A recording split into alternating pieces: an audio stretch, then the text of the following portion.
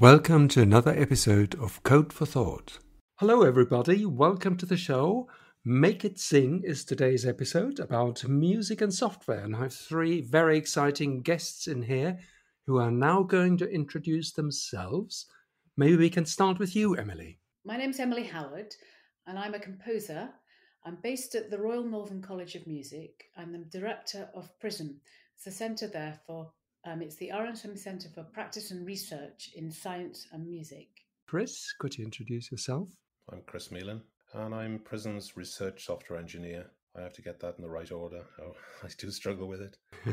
That was right. Yeah, I write lots of software. I'm a composer as well, which is an interesting combination. I did study music initially. I did a PhD in composition.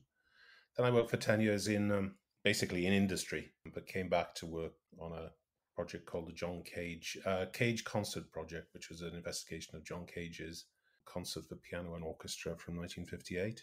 And then I joined PRiSM. And finally, David.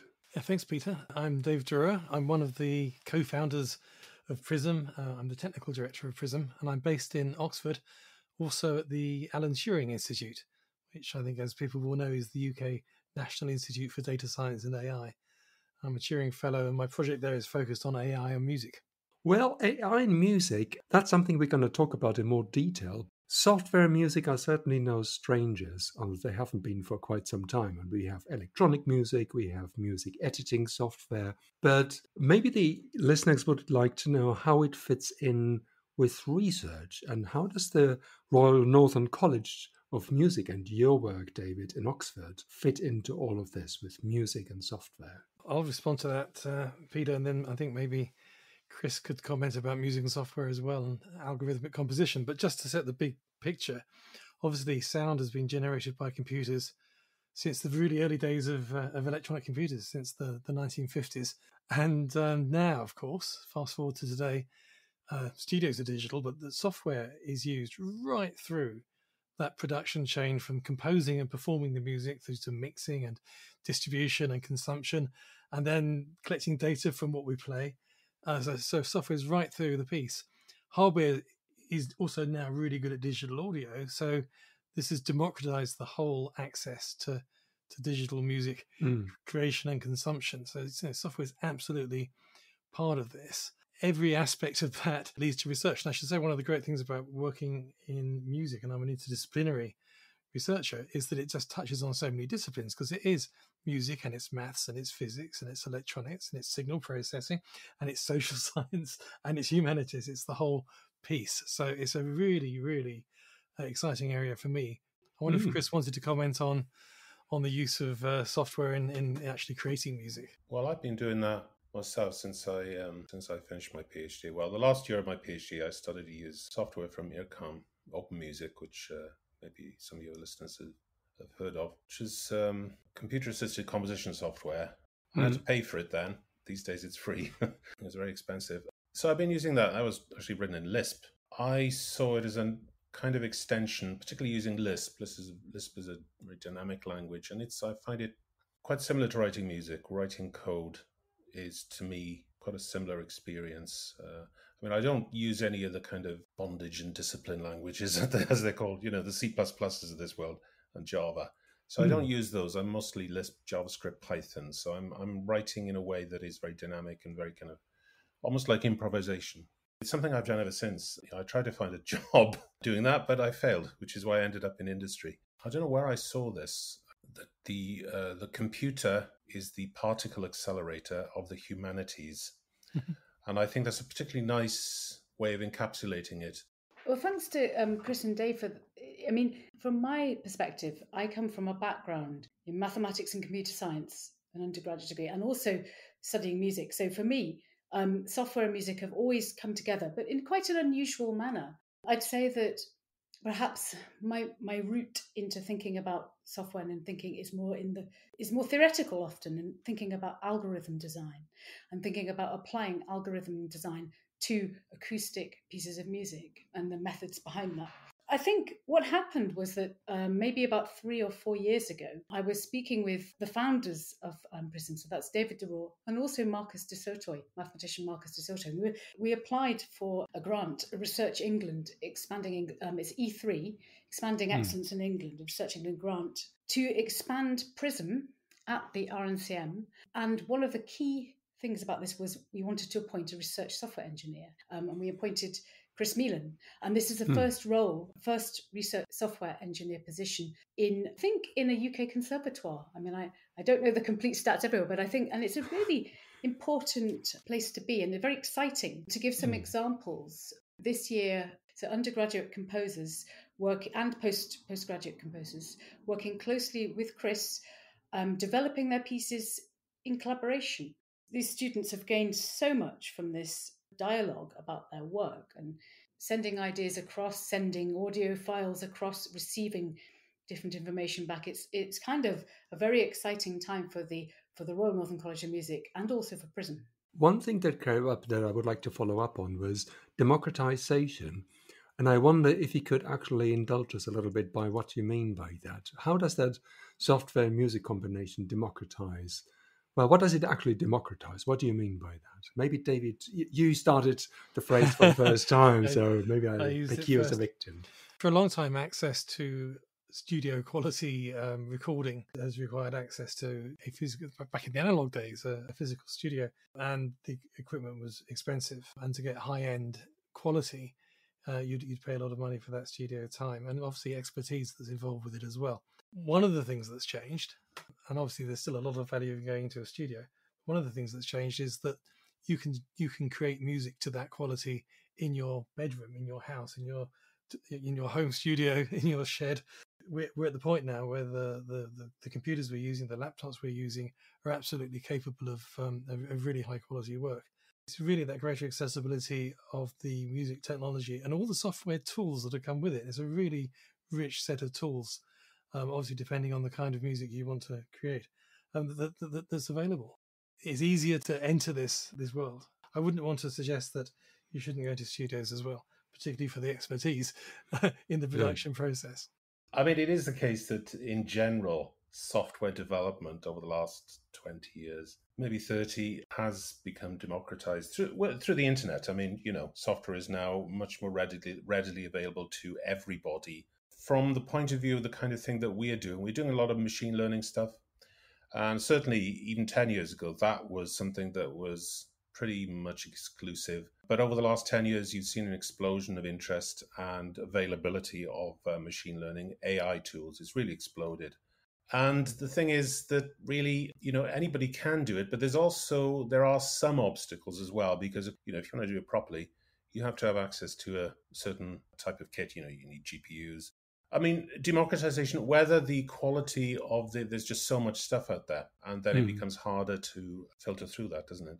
I suppose. So yeah, be careful what you wish for. It has its benefits, but it has its drawbacks as well, as with everything in technology.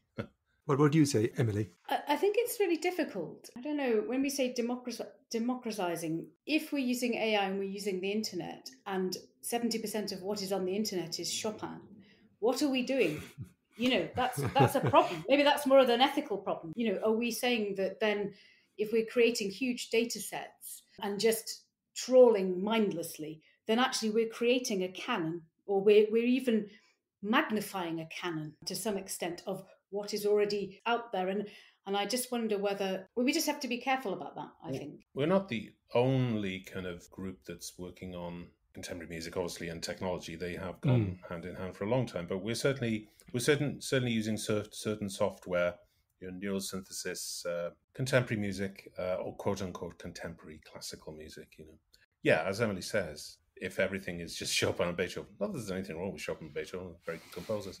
But there are others. There are others too. They have their good qualities. Let's make rooms for something else, something different. There's so much crossover these days as well. That's the other thing it's opened up. It's democratized stuff, but it's also opened up naturally, because if you're using technology, you can use it for anything. Just as the piano got used in jazz as much as it's used in classical music, technology has more of an effect in that sense. I think it tends to be more widely used. I mean, look at something like Max MSP, or Max as it's called these days, is mostly used by EDM, dance, kind of pop musicians, whether it was produced at IRCAM, highfalutin Contemporary Music Institute, many years ago. I think it's a brilliant discussion. Because on the one hand, yes, this democratization we discussed does enable the creativity, and that's fundamental to this. But I think your point about Chopin is brilliant, Emily, because if you just look at the overall music ecosystem, we're also putting sort of positive feedback loops into that, where certain types of music are getting, as you suggested, sort of amplified. It's amazing how many pieces of sort of early AI work with machine learning and composers has chosen Bach to start with. There's a real risk that actually we're reinforcing, the Western canon. We really do need to make sure that it broadens out from that as well. I think that's an excellent point. Talking of AI in music now, part of the PRiSM is SampleRNN, which is, I think, a machine learning toolbox for music. Maybe Chris, I mean, you've been working on this for a while. Maybe you can give us a little bit of a background. And ultimately, I would like to hear some samples, but we come to that in a minute. So SampleRNN, PRiSM SampleRNN. I should add that we didn't originate it. It was originally published, the original architecture was proposed in a paper in 2016. So when I joined PRiSM, colleague, composer Sam Salem, really wanted to use this particular implementation of the architecture. And unfortunately, we could not get it to work because the code, I mean, that's one of the problems in machine learning and AI projects in general. A lot of the code gets deprecated very quickly. And we found this with the original version of it. We wrote our own. We re-implemented it. We have modifications, so it's not exactly the same. So to kind of define it broadly, it's neural synthesis. So it's using neural networks to generate raw audio samples from a data set of raw audio samples. So it's not symbolic in any way. It's not using a score, either a MIDI score or an actual musical score in the conventional sense. It's WAV files. So it's training on those large data sets. Now that has its challenges in itself. One of the big problems is, where do you get lots of WAV files? And one of the things we've discovered is that these things really need a lot of data. We've been developing this for the last, since the beginning of PRiSM, really. It's become a kind of flagship project, certainly on the machine learning side of things. There is another thing I should mention, actually, in the context of SampleRNN, is your listeners might have heard of the DataBots, who use the original version of the code to build a streaming YouTube channel, which generates AI death metal forever, which is interesting. It's called something doppelganger, persistent doppelganger or something like that. The DataBots are interesting. They're a duo.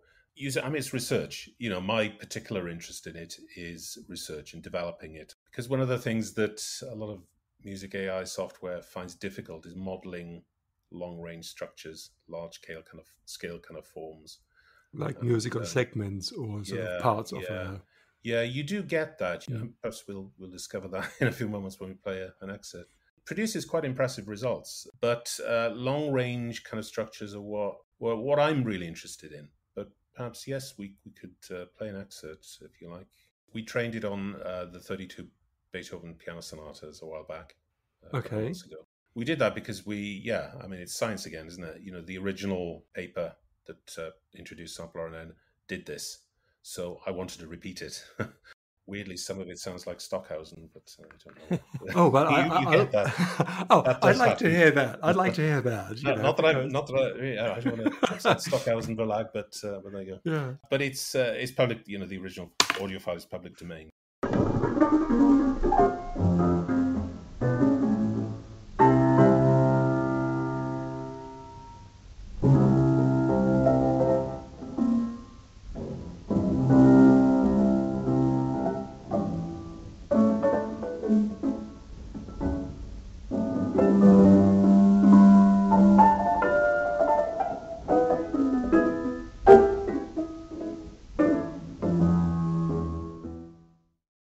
Why would I want to use AI in music, in composition, Emily? Because you're a composer, and how does that actually help you?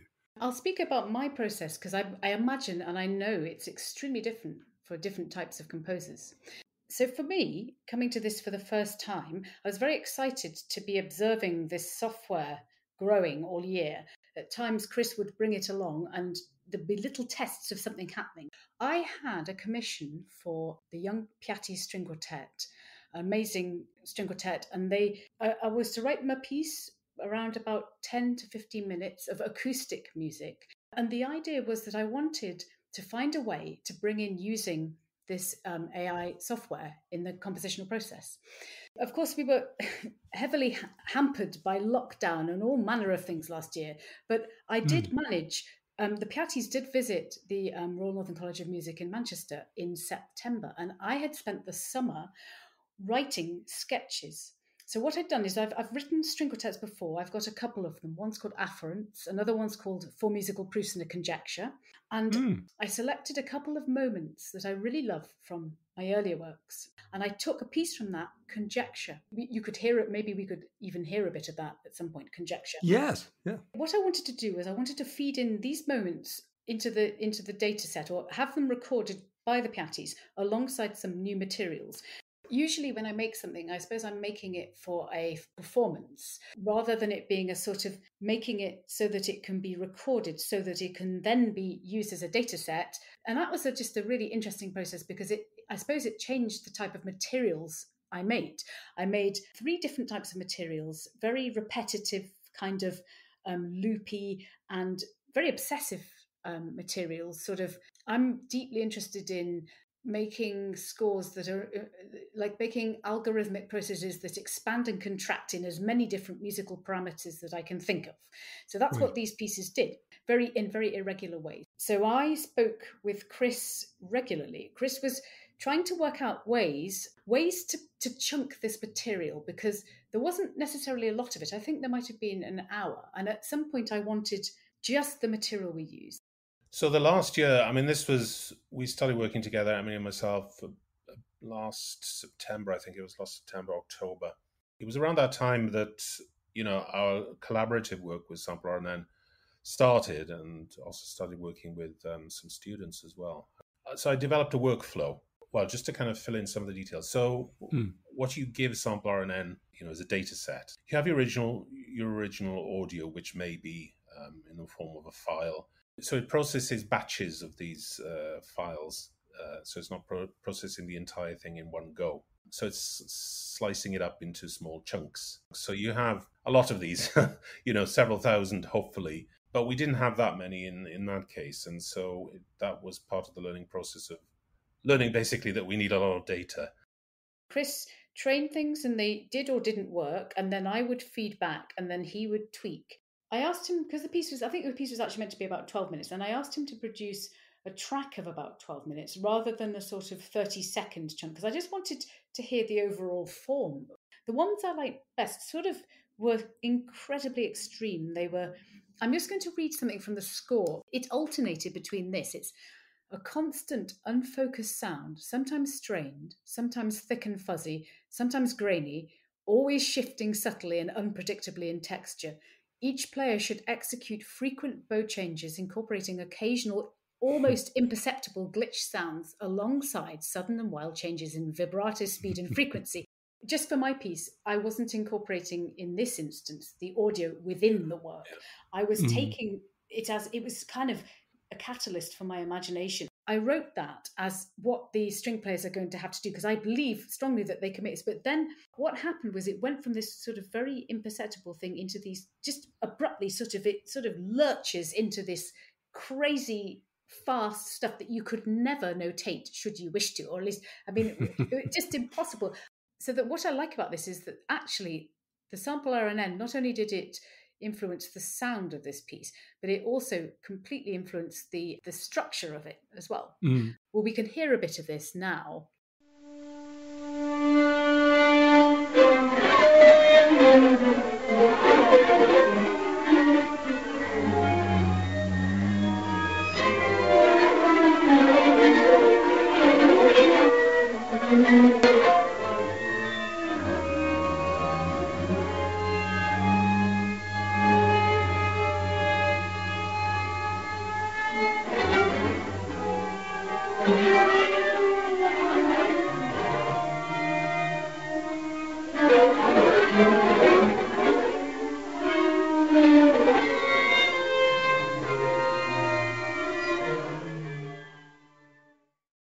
this experience has meant that I'm now making a new piece, and it's with a solo cellist. I'm not going to say so much about it, but this new piece with the solo cellist, I'm actually incorporating the sound into the piece itself, the direct sound as well of these. Okay, of so it will be SampleRNN. the sound from the generated music Yes. plus the one Yes. from the string Yes. quartet. Just a solo cello pitted against Okay. Chris's ear. But I'm not going to say so much about it. I'm just saying that that's something I'm working on at the moment, and I'm really looking forward to the result. Jose Carano is an undergraduate, fourth-year undergraduate who worked with Chris closely for a commission for the Birmingham Contemporary Music Group, working using PRiSM SampleRNN. And I think he was the first person to have a piece played, wasn't he? Speak, Sing. He was the first person that I really actually worked with, because I worked with him the end of August last year. So it was before I began working with Emily, actually, or anybody else.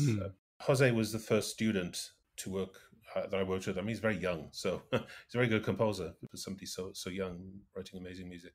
I think he worked closely with Oliver Janes, who's a clarinetist with BCMG. I think he recorded Oliver improvising, actually, and then took those sounds. And I think Chris then worked, didn't you, closely sort of, and put those through SampleRNN. I think we can hear it on the PRiSM website. We can hear a sample of it, but essentially... We do have some samples.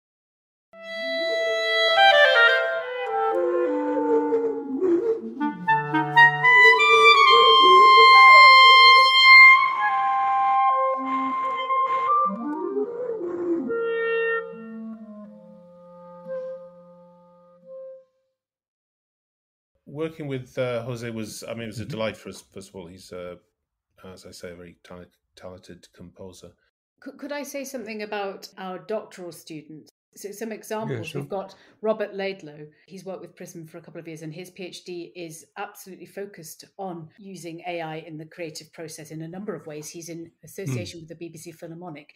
And also, we would talk about Zakia Leeming, who is another doctoral researcher who's worked very recently closely with Chris as part of a project for Future Music 3, led by Sam Salem and Ricardo Clement, the Machine Learning for Music working group that's just formed. It's a kind of collaboration between the Novar Centre at the University of Manchester with Ricardo and PRiSM at the RNCM with Sam Salem. I suppose, Chris, could you say something about the creative processes? Working with Rob, he was really interested in doing some training SampleRNN on an orchestral data set, which in the past we'd found quite challenging. So again, it was a case of really experimenting and finding the right parameters, which took some time. But he has a huge data set of orchestral music, from right across the range from the early 18th century to right up to the present day. And perhaps we can play an example from some stuff I've done very, very recently on that data set, which is really in the last week. Really quite impressive examples there, I think. It likes a lot, as I say, it likes a lot of data. There's a huge amount of data there.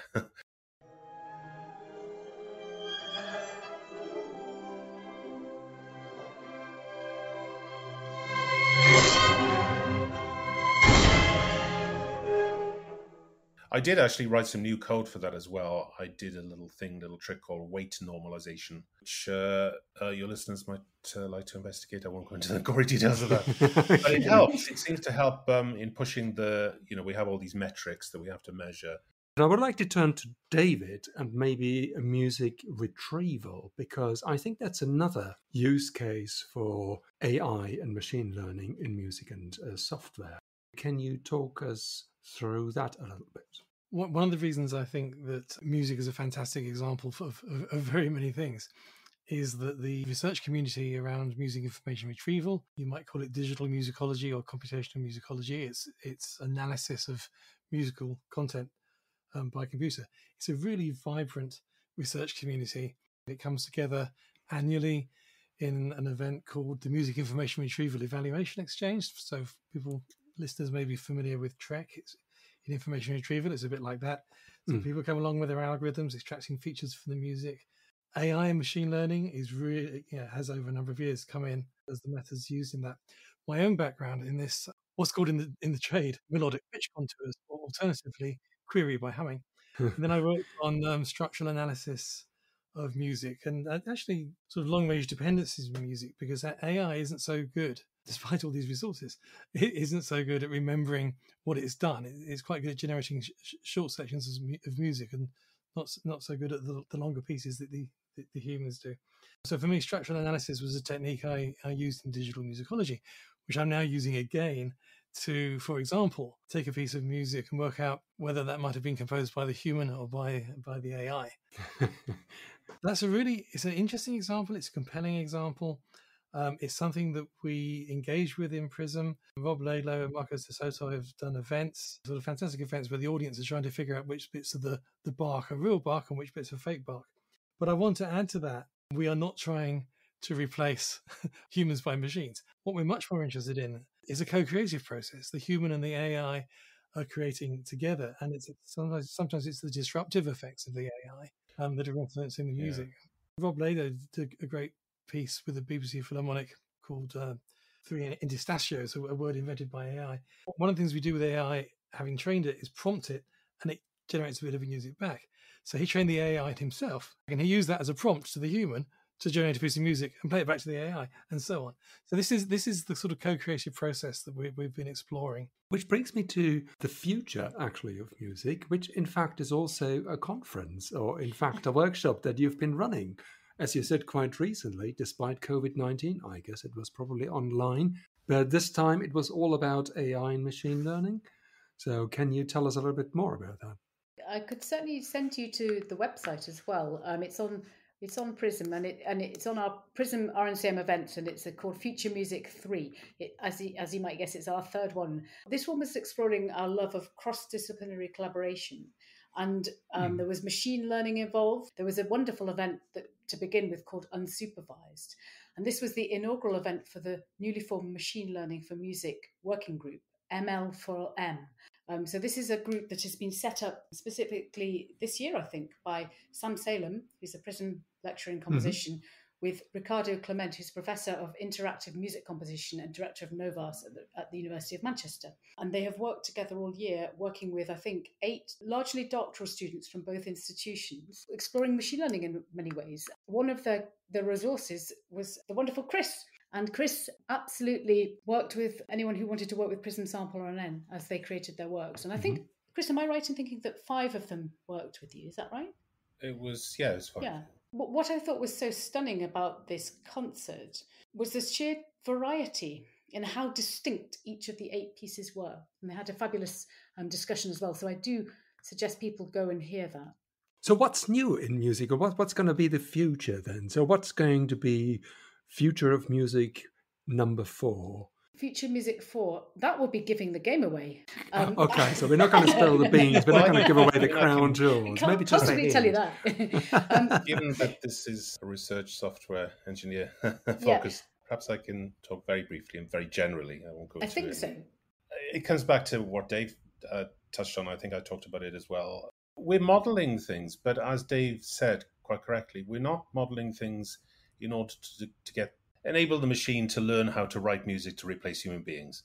I mean, that's not what we're about. I mean, I don't think anybody's seriously about that anyway. Serious music, serious composers are using AI in a different way, in a creative way. And they're using it, I mean, from a personal point of view, I haven't always used AI. Before I came to PRiSM, I didn't use it very much. I used it a bit in the John Cage project. Yeah, I mean, I admit I was somewhat intimidated by it when I heard the databots who I'd mentioned before.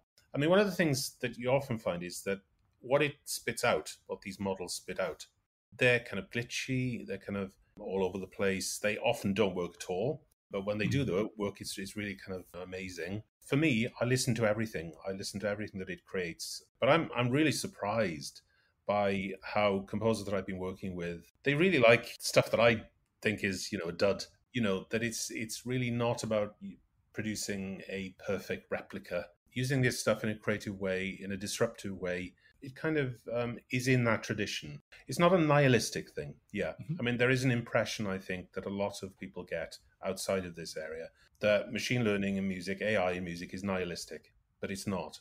I'll just add to that is that I can't believe I get to do my hobby for money. Sorry, I have to get that in. Yeah. Now, I would like to close now, but I think that you touched on an important point, actually, because you mentioned hobby and sort of making a living out of that. How do people actually get into it? So, first of all, I think PRiSM is open source and people can get to it. Yeah. And is there actually, do you see that for the aficionados and the enthusiasts, that there is a career that they can make out of it? Well, I mean, speaking personally as a composer as well, I tried to make a career as a composer. I mean, I still compose. I am a composer, but you can't earn money writing music. Well, Emily does, but I mean, most people don't.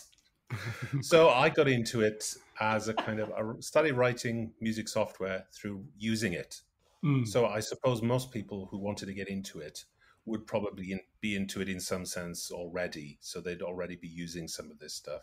It's out there. The code is out there. If you want to write code, if you want to contribute, it's the old story. If you want to contribute to a repository, the best way to get into this area of software development anyway, research, software engineering, is to write lots of code. Can I just add one final thing about the Future Music 3? Just because we've focused heavily on AI and music, as we should, but also just to return to your opening conversation about music and software, just to say that the other two events, so there was Dawn on the Morning After the Storm by Zakia Leeming, and she worked closely with ISARIC. So they're the International Severe Acute Respiratory and Emerging Infection Consortium, and it was about their experience of the COVID-19 outbreak. So we had scientists all around the country speaking online, and they'd never met, but they all wanted to play music.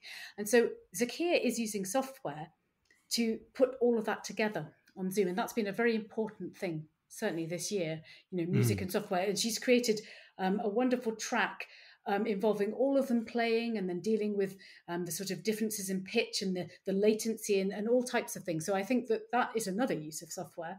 And finally, to mention that we had Memo Actin, who gave a Michael Kennedy International Research Lecture, and also he made a world premiere PRiSM commission, The Awesome Machinery of Nature. And Memo, it's a video and sound installation, and he is a coder. It's creative coding in the most wonderful sense. Yeah, I have a final reflexive thought on the future coming out of our conversation. We've talked about music and AI, and we've talked about how we're using this in the creative process and how we've been interacting sort of in real time with it. If society is going to have AI so pervasively embedded as is being discussed, then we really have to understand what it means to be a creative human being in the context of that live interactive AI. And music is just a fantastic rehearsal for that. So I think what we're doing here and exploring those relationships about the creative human and the co-creating with the AI is something that transcends this immediate ambition, and I hope gives us some insights into a much broader picture. Very nice closing remarks, David. I hope this episode gave you a flavour of what software can do to enhance the creative processes in writing music. And being a test case how machine learning and artificial intelligence can be used in a constructive way. You'll find a wealth of information regarding the ongoing research, events, and much more on the PRiSM website of the Royal Northern College of Music, which you can find in the episode notes. Check it out. And with that, goodbye.